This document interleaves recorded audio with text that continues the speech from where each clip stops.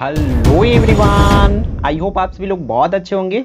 तो इस वीडियो में हम लोग एक इम्पॉर्टेंट अपडेट है जो कि हमारे सिलेबस के लिए है कि सिलेबस मीन्स हमारे क्लास 1 से लेकर के क्लास 12 तक की जो सिलेबस है, क्या उसमें चेंजेस हो सकती है कि नहीं हो सकती, क्या हो रही है तो क्या चेंजेस होगी।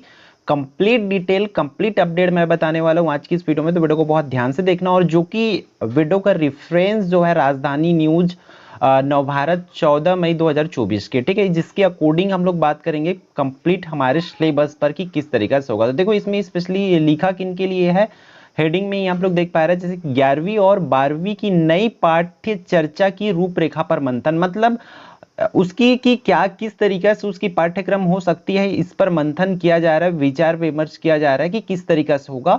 और हम लोग इस वीडियो में ये भी जानेंगे क्या नई शिक्षा नीति जो है छत्तीसगढ़ बोर्ड पर लागू होगी कि नहीं होगी, उसके बारे में कंप्लीट इस न्यूज आर्टिकल से हम लोग जानने वाले समझने वाले, ठीक है।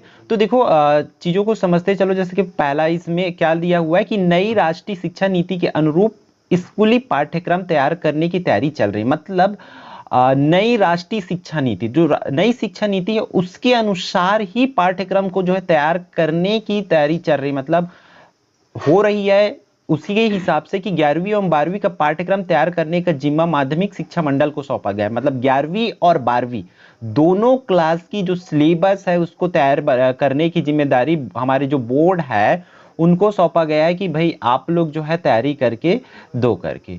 क्लियर। फिर आगे देख लेते हैं कि एक्चुअल में कैसे है। तो 11वीं 12वीं का चलो छत्तीसगढ़ माध्यमिक शिक्षा मंडल हमारा करेंगे, हमारा बोर्ड करेंगे, तो बाकी का कक्षाओं का क्या होगा। तो इसमें देखो दोनों कक्षाओं की पाठ्यक्रम का कार्यशाला पर मंथन किया जा रहा है कि किस तरीका का होगा। इसके बाद पाठ्यक्रम तैयार किया जाएगा, मतलब नया सिलेबस जो है तैयार किया जाएगा। जाहिर सी बात है नया सिलेबस कुछ नहीं होगी, बस जो हमारा कहीं ना कहीं एससीईआरटी पैटर्न था उसको एनसीईआरटी पैटर्न बनाया जाएगा मेरे अकॉर्डिंग, ठीक है। तो राष्ट्रीय पाठ्यक्रम फ्रेमवर्क तैयार होने के बाद अब राज्य स्तरीय पर पाठ्यक्रम तैयार करने की कवायद चल रही, मतलब थोड़ी बहुत एनसीईआरटी में ही किया जाएगा। देखो एससीईआरटी द्वारा 10वीं तक, देखो बोर्ड जो है 10वीं के बाद में भी एनसीईआरटी होने की प्रोबेबिलिटी बहुत ज्यादा है, क्योंकि अभी तक कंप्लीट एनसीईआरटी के अनुसार होती थी बट कंप्लीट एनसीईआरटी नहीं होती थी। तो इस बार जो है हमारा क्या होगा, एनसीईआरटी के होगा 11th और 12th, लेकिन हमारा जो कहां तक की बात करें, अगर हम बात करें हमारा 10वीं तक का, जैसे कि यहां पर आप देख पा रहे हो 10वीं तक की तथा 11वीं और 12वीं का पाठ्यक्रम माध्यमिक शिक्षा मंडल को तैयार करना है। इसी सिलसिले में 11वीं और 12वीं विषयों के संदर्भ में जो पाठ्यक्रम है, ठीक है, पाठ्यक्रम की रूपरेखा तैयार करने में महासीमा मतलब माध्यमिक शिक्षा मंडल में कार्यशाला आयोजित की गई। माध्यमिक शिक्षा मंडल के अध्यक्ष श्रीमती रेणु पिल्ले और सचिव श्रीमती पुष्पा साहू के मार्गदर्शन पर